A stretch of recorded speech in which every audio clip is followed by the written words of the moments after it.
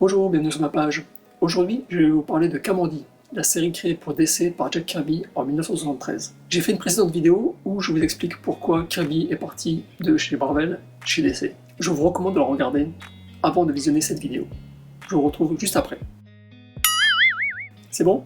On continue. Nous sommes en 1972 et les ventes de comics DC sont en chute libre. La faute au coût de production et à une ruse de Martin Goodman, l'éditeur de Marvel. Celui-ci a eu une discussion avec son homologue de chez DC, où les deux hommes se sont mis d'accord pour augmenter conjointement le prix de leurs publications respectives, afin d'amortir leur prix de revient. Suivant cette décision, DC va commander des tonnes de papier, et Marvel va revenir un mois plus tard à son ancien prix, rendant ses comics automatiquement plus abordables financièrement que ceux de DC. À cause du papier commandé et qui ne peut pas être retourné, DC va vendre ses comics plus cher pendant près d'1 an. Marvel devenant l'éditeur dont les fans s'arrachent les comics, ce qui va conduire DC à supprimer de multiples séries afin de rester financièrement compétitif, y compris celle du Quatrième Monde, obligeant Kirby à travailler sur de nouvelles séries. Carmine Infantino, le rédacteur en chef de chez DC, essaya d'acquérir les droits d'adaptation de La Planète des Singes, mais ceux-ci furent obtenus par Marvel. Il demanda donc à Kirby de travailler sur un concept similaire. Kirby l'avait déjà créé pour Harvey Comics, The Last Enemy. Dans ce comics créé avant l'écriture du roman par Pierre Boulle, un homme contemporain se retrouve projeté dans un futur post-apocalyptique, où les rats et les chiens marchent debout et ont créé leur propre civilisation. Et en 1956, Kirby créa un comics qui fut inutilisé, Kamandi of the Caves. Kirby va rassembler ces deux éléments afin de créer Kamandi, le dernier garçon de la Terre. La série va durer 59 numéros et s'arrêtera une première fois durant The DC Implosion, l'implosion de DC, de 1978, malgré des chiffres de vente honorables. Cependant, Kirby ne dessinera et n'écrira que les 37 premiers numéros, les numéros 38 à 40 étant scénarisés par Jerry Conway. Puis il retournera chez Marvel en 1976, le reste de la série étant dessiné et scénarisé par différents artistes. Il y a une constante dans les comics créés par Kirby pour DC, il n'a jamais voulu en être le seul dessinateur scénariste, mais uniquement en créer le concept. Peut-être dessiner le premier épisode, mais ensuite superviser une autre équipe travaillant sur son bébé. Kamandi n'échappe pas à cette règle. En réponse à la demande de Carmine Infantino, Kirby va donc dessiner le premier épisode, le soumettre à Infantino, qui va l'approuver et lui forcer la main en lui disant qu'il faut que tu prennes en charge le reste de la série. Infantino a donc demandé à Kirby de créer un comics basé sur l'histoire de La Planète des Singes. L'histoire de Kamandi se déroule dans un futur ayant survenu après The Great Disaster, le grand désastre, la grande catastrophe. Mais je vais l'appeler le grand désastre. Ce sera plus simple. Grand désastre dont on ne sait rien. Si ce n'est qu'il a un rapport avec des radiations, mais ce n'est pas suite à une guerre nucléaire. Ceci est confirmé dans le courrier des lecteurs de la série. Juste avant le grand désastre, la grande catastrophe, un scientifique créa un médicament appelé Cortexine, qui développe les capacités cognitives des animaux. Le scientifique ensuite relâche les animaux traités et verse sa cortexine dans une nappe phréatique. Des animaux s'étant échappés du zoo burent cette eau quelques jours plus tard. C'est comme ça que tout commence. Lorsque le lecteur découvre Kamandi, un temps d'une durée inconnue s'est écoulé depuis le grand désastre. Les hommes ont perdu leurs facultés cognitives et sont retournés à un état de sauvagerie animale. Les animaux, eux, sont devenus intelligents. Ils parlent un langage articulé et se tiennent debout sur leurs jambes, sauf les chevaux, qui sont restés des animaux tels qu'on les connaît. Le nom de Kamandi vient d'une déformation du mot commande D, qui se dit Command D en anglais, qui est le nom du dernier bunker où il vivait avec son grand-père près de l'ancien mur. Grâce aux documents contenus dans le bunker, mais il ne connaît rien du monde actuel en dehors du bunker.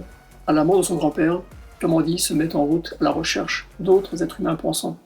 Il va rapidement rencontrer Ben Boxer et ses amis, qui sont des humains ayant été modifiés pour survivre au grand désastre. Ensemble, ils vont essayer de retrouver d'autres êtres humains pensants afin de remettre la race humaine à la tête du monde.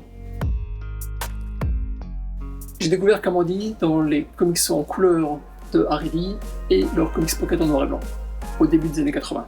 Les années 80 a été une époque où le thème de l'ère post-apocalyptique a fait fureur. Le message de l'époque était que la société telle que nous la connaissions n'allait pas survivre. Elle allait être détruite par une guerre nucléaire, la Troisième Guerre mondiale, qui pouvait être une guerre nucléaire, ou une guerre économique suite à l'utilisation du pétrole. Donc, le thème de Kamandi a résonné très profondément en moi. Non seulement l'histoire m'a intéressé, mais les dessins de Kirby, qui est ici au sommet de son art, à mes yeux, sont pour beaucoup dans ma fascination de cette série. Je l'ai dit, je le répète, j'adore l'impression de puissance brute qui se dégage des dessins du King. Son style, tout en énergie contenue, difficilement contenu, merci Pierre, convient parfaitement à une histoire mettant en scène des animaux et une civilisation détruite, avec une humanité étant retournée à la barbarie. De plus, il est ancré par Mike Royer, qui respecte parfaitement les crayonnés du dessinateur, contrairement à un Vince Colletta de sinistre mémoire. Et je sais que mon intérêt pour Kamandi tient en grande partie dans le choix de cet encreur et de son travail. Mike Royer, pas Colletta. Étonnant, non?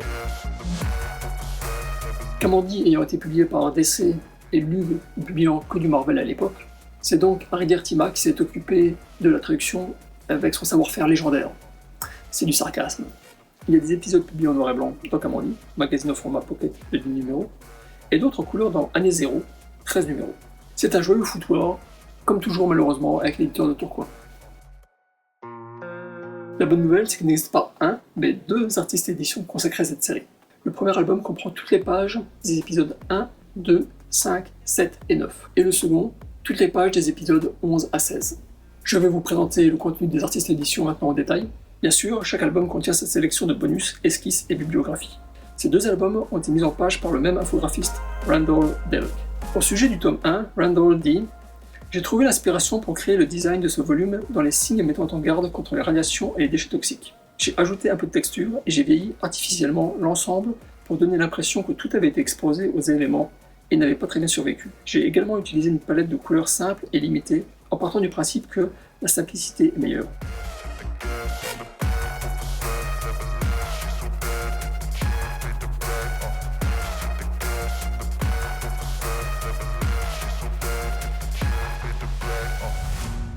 Et pour le tome 2, il dit « Puisqu'il s'agit d'un tome 2, je voulais y conserver des éléments du design du premier volume.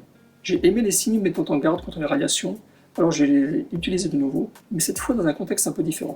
J'ai encore utilisé le grain et les taches artificielles. Qu'attendre d'autre d'un monde post-apocalyptique? Tout doit donner l'impression d'avoir survécu à une guerre atomique. La palette de couleurs est une légère évolution de l'utilisation précédente du bleu et du rouge. »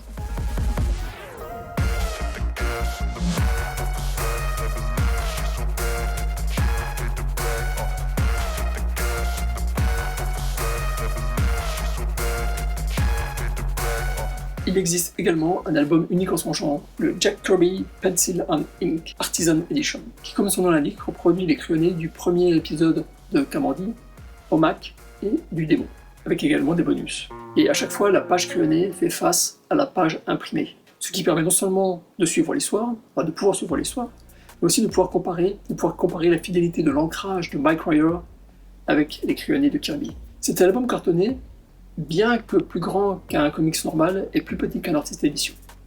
Il contient moins de pages également. Merci de soutenir mon travail avec un pouce bleu, de vous abonner, de partager la vidéo, de me retrouver sur les réseaux sociaux avec Facebook et Instagram. Lisez plein de comics dans un monde post-apocalyptique et je vous dis à très bientôt. Ciao ciao.